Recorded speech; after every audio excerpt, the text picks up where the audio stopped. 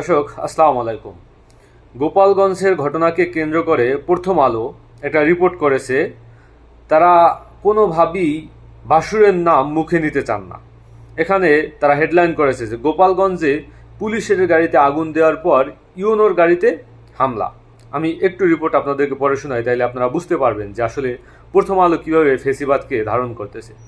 গোপালগঞ্জে পুলিশের গাড়িতে আগুন দেওয়ার পর এবার উপজেলা নির্বাহী কর্মকর্তা ইউনোর গাড়িতে হামলা করা হয়েছে। আজ বুধবার বেলা 11:30টার দিকে গোপালগঞ্জ টেকেরহাট সড়কের সদর উপজেলার কাংশুরে এ ঘটনা ঘটে। গোপালগঞ্জে আজ জাতীয় নাগরিক পার্টির মার্চ টু গোপালগঞ্জ কর্মসূচি পথসভায় এ ঘটনা ঘটে।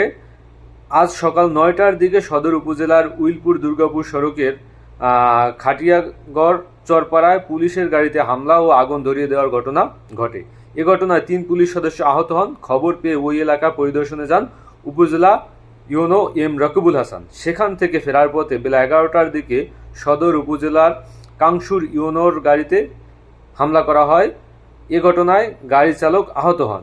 YONO M A Rakibul Hasan বলেন, এনসিপির পদযাত্রাকে কেন্দ্র করে পুলিশের গাড়িতে হামলা অপ্রীতিকর ঘটনা জানার পর ওই এলাকা পরিদর্শনে যায়।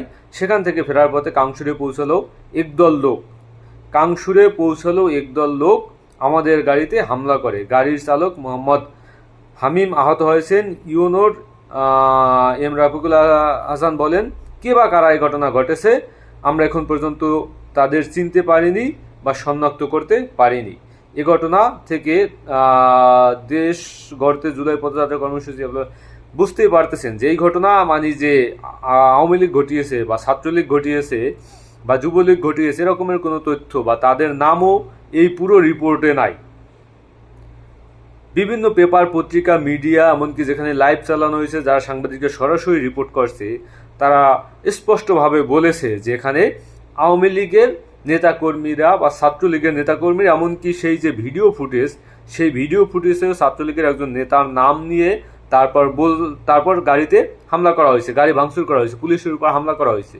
কিন্তু তারপরও আওয়ামী লীগের যে নাম বা ছাত্রলীগের যে নাম, সেই নাম পুরো এই প্রথম আলোর রিপোর্টে কোথাও নেই। এভাবেই তারা সেই ভাষ্যের নাম মুখে না নিয়ে তারপর বিভিন্নভাবে এড়িয়ে বেরিয়ে তারপর তারা রিপোর্ট করার চেষ্টা করতেছে। তাদের প্রত্যেকটা অধিকাংশ রিপোর্টই এভাবেই। এই ঘটনা যদি শেখ হাসিনার আমলে ঘটতো, তাহলে কিন্তু ঘটনা ঘটার আগে প্রথম আলো তুড়ি দিয়ে বলে দিত যে এই ঘটনা কারা ঘটিয়েছে। যদি কোনো একজন হুজুর অথবা টুপিওয়ালা ব্যক্তি যদি কোনো ওই ঘটনার পাশেও যদি থাকতো, তাহলে বলতো কি জঙ্গি হামলা হয়েছে, হেফাজত ইসলাম হামলা করছে, চরমনাই হামলা করছে, বিএনপি হামলা করছে, জামাত হামলা করছে, এটা শিবিরের কাজ। এভাবে কিন্তু মুহূর্তের ভিতরেই তারা ট্যাগ দিয়ে দিত এবং তারই সুরে সুরে তৎকালীন সময়ের আওয়ামী লীগ নেতাকর্মীরা সুর মিলাইত। তো এভাবে বর্তমানেও তারা কৌশলগতভাবে ফেসিবাদ যাতে পুনরুদ্ধার করা যায় বা আওয়ামী লীগের নেতাকর্মীরা বা আওয়ামী লীগ যাতে কোনোভাবে বিপদে না পড়ে, সেই ধারাবাহিকতা রক্ষা করার জন্যই তারা এনিয়ে বেনিয়ে তারপর বিভিন্নভাবে রিপোর্ট করার চেষ্টা করতেছে। বাংলাদেশের সমস্ত মিডিয়া লাইভ দেখার পরও, বাংলাদেশের সমস্ত মানুষ লাইভ দেখার পরও ওই রকমের মানে আওয়ামী লীগের নামটা পর্যন্ত উচ্চারণ করে নাই, ছাত্রলীগের নামটা পর্যন্ত উচ্চারণ করে নাই। যে জায়গায় অন্যান্য মিডিয়ায় নিষিদ্ধ ছাত্রলীগ সংগঠন আক্রমণ করেছে, হামলা করেছে গাড়ির উপর, এভাবে নিউজ আসছে, কিন্তু প্রথম আলোতে এভাবে নিউজ আসে নাই। এজন্যই আমরা সবসময় প্রথম আলো যে রিপোর্টটা করে, আপনি বুঝতে হবে যে প্রথম আলোর যে ন্যারেটিভটা দাঁড় করানোর চেষ্টা করা হয়, সেই ন্যারেটিভটাই আসলে ফেসিবাদের ন্যারেটিভ। এই যে আহমদুল্লাহর একটা ফাউন্ডেশন আছে, আপনারা জানেন যে আসসুন্নাহ ফাউন্ডেশন, প্রথম আলো, ডেইলি স্টার, এখন পর্যন্ত আপনি খুঁজে পাবেন না যে এই আসসুন্নাহ ফাউন্ডেশনকে নিয়ে তারা কোনো রিপোর্ট করেছে।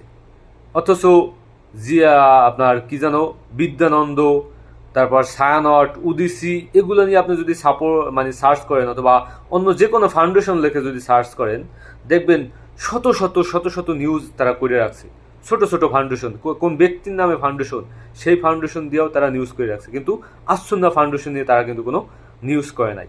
এভাবেই প্রথম আলো, ডেইলি স্টাররা সবসময় ইসলামকে দাবিয়ে রাখা, ইসলামের বিরুদ্ধে কথা বলা, জঙ্গিবাদ, ইসলাম মানি জঙ্গিবাদ, এভাবে বিভিন্ন ট্যাগ দিয়ে, টুপি দেখলেই তাদের জঙ্গিবাদ ট্যাগ দেওয়া এটা শুরু করে দেয় এরা।